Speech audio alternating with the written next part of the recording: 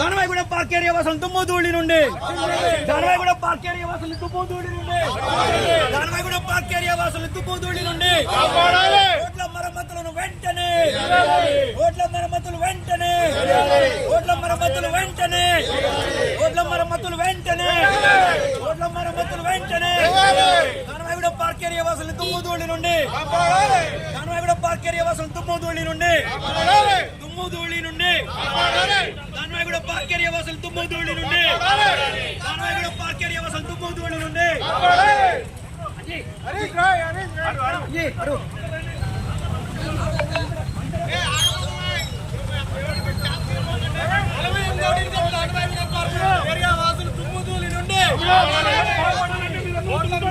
వెంటనే Danavaigudem park area వాసులు దుమ్ముధూళి నుండి రోడ్ల మరమ్మతులు వెంటనే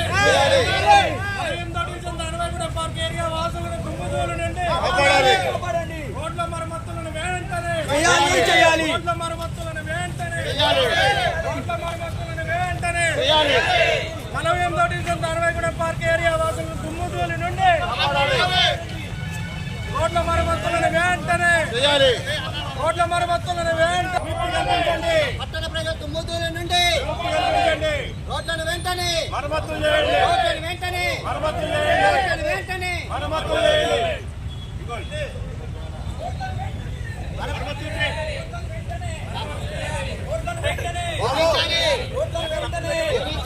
దానవాయిగూడెం పార్క్ ఏరియా వాసులు దుమ్ముధూళి నుండి దానవాయిగూడెం పార్క్ ఏరియా వాసులు దుమ్ముధూళి నుండి దానవాయిగూడెం పార్క్ ఏరియా వాసులు దుమ్ముధూళి నుండి నగర పరిధిలో ఉన్నటువంటి 48వ డివిజన్ ఆనుకూడి ఉన్నటువంటి Khammam free town filter bed కానించి అక్కడ ఎన్ఎస్పి కాలువ కానించి ఆర్ఎండ్బి రోడ్డు మేఘాలనారాయణ పోర్టు వరకు గత 2 సంవత్సరాల క్రితమే కోటి వచ్చి రోడ్డు అంతా ఖరాబ్ అవటమే కాకుండా 24 గంటలు వాహనాలు తిరిగే రద్దీలో భాగంగా కంప్లీట్ గా దుమ్ము ధూళి లేచి ప్రజలు గుంటలు పడి రోడ్డు గుంటలమయం అయిపోయి చాలా ఇబ్బందులు పడుతున్నారు గత 4-5 నెలల బట్టి. అయినా సరే కమిషనర్ గారికి కలెక్టర్ గారికి గతంలో ఎన్నో సార్లు రిప్రజెంటేషన్ ఇవ్వటం జరిగింది. వృతాభక్తిగా రెడీమిక్స్ ప్లాంట్ వాళ్ళు దినం ఏదో కొన్ని నీళ్లు పోసిపోతున్నారే తప్ప ఈ రోడ్డు ఈ ప్రాంత ప్రజల గోడు ఎవరు పట్టించుకోవట్లేదనే ఉద్దేశంతో ఈ రోజు రాజకీయాలకి పార్టీలకి కులమతాలకు అతీతంగా అందరూ అమ్మలక్కలతో సహా ఫ్యామిలీ మెంబర్లంతా రోడ్డు మీదకి వచ్చి ఈ ప్రాంతంలో ధర్నా కార్యక్రమాన్ని నిర్వహించారు. ఇప్పటికైనా మున్సిపల్ అధికారులు ఆర్ఎండ్బి అధికారులు వెంటనే స్పందించి ఈ రోడ్డు మరమ్మతు చేసి ప్రజలకు ఇబ్బంది కాకుండా డస్టులు అవ్వకుండా వాళ్ళు వెంటనే చర్యలు తీసుకోవాలని మీ ద్వారా ప్రభుత్వాన్ని డిమాండ్ చేస్తా ఉన్నాం. దాంట్లో భాగంగానే ఇప్పటికైనా ఈ సమస్య పరిష్కారం కాకపోతే రాబోయే రోజుల్లో ఈ రోజు ఆరంభం మాత్రమే, రాబోయే రోజుల్లో ఉధృతంగా ఉద్యమం ఉవ్వెత్తున ఎగిసిపడే విధంగా ఉంటుందని మీ ద్వారా ప్రభుత్వాన్ని హెచ్చరిస్తా ఉన్నాం. ఈరోజు 48వ డివిజన్ పరిధిలోనే గణేష్ నగర్ ఏరియా దానవాయిగూడెం పార్క్ ఏరియాలో గత 4-5 నెలల నుంచి కూడా చాలా ఇబ్బందికరంగా ఉంది వాతావరణం. ఎందుకంటే ఇక్కడ సైడ్ వాల్ నడుస్తూ ఉంది వరకు, ఆ సైడ్ వాల్ నడవటం వల్ల హెవీ లారీలు ట్రాన్స్పోర్ట్ అవుతా ఉన్నాయి ఇటేపు ఈ ప్లాంట్ ఉండటం వల్ల. దానివల్ల దుబ్బ బాగా ఎక్కువగా రావటం, ప్రజలు ఇబ్బంది పడటం, 2-3 కూడా చనిపోవడం జరిగింది.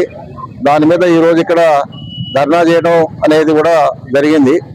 దాంట్లో భాగంగా మున్సిపల్ అధికారులకు కూడా కలెక్టర్ గారికి కూడా ఎన్నోసార్లు మెమోరాండం ఇవ్వడం జరిగింది ఏరియాలో.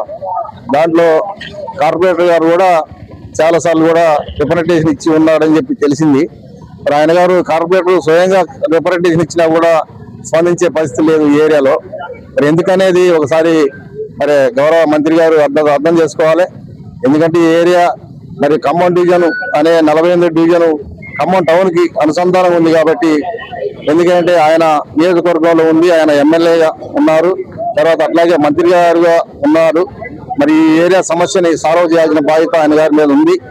ఎందుకంటే గతంలో ఈ ఏరియాలో చాలా ఇబ్బందులు పడి ఉన్నారు కాబట్టి ఇప్పుడు మంత్రిగా ఈ ఏరియా నియోజకవర్గానికి సంబంధించి ఎమ్మెల్యేగా మంత్రిగా ఉండి మరి ఏరియా సమస్య మీద ఎందుకు తాసారం చేస్తారో అర్థం కాని పరిస్థితిలో ఉంది.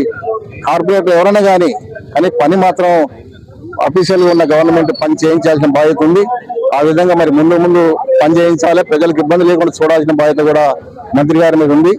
అదే కాకుండా వేరే ప్రజలు కూడా సానుకూలంగా ఎన్నోసార్లు మరి మున్సిపల్ కమిషనర్ గారికి, మరి కలెక్టర్ గారికి, అట్లాగే ఆర్డీఓ గారికి, ఎందుకంటే హెవీ లోడ్స్ పోతున్నాయి కాబట్టి ఆర్డీఓ గారికి కూడా ఇవ్వడం జరిగింది. అట్లాగే ట్రాన్స్పోర్ట్ అధికారి ఆర్టీఓ గారికి కూడా లెటర్ ఇవ్వడం జరిగింది.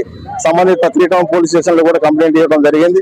మరి వీళ్ళందరూ కూడా ఇలా ధర్నా చేయగానే అందరికి వచ్చి మాట్లాడుతూ ఉన్నారు. ఆ సమస్య లేకుండా ఉంటే ఈ ధర్నా అనేది జరిగేది కాదు. అర్థం చేసుకొని ఈ సమస్యను సాల్వ్ చేయాలని చెప్పి కోరుతూ ఉన్నాం.